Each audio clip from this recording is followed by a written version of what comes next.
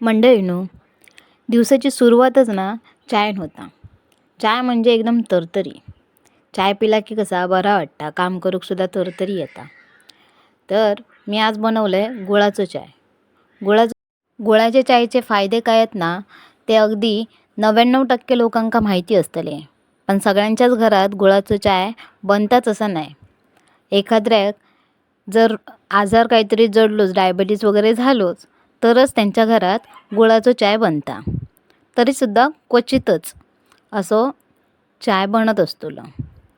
तर आमच्याकडे पण तीच तरा. आज साखर संपली होती म्हणून आम्ही गुळाचं चहा बनवलं आहे. तर आला वगैरे ते चाय पाण्यात टाकलं आहे, गूळ टाकलं आहे, चहा पावडर टाकलं आहे आणि त्याला चांगली उकळी येऊक दिलं आहे.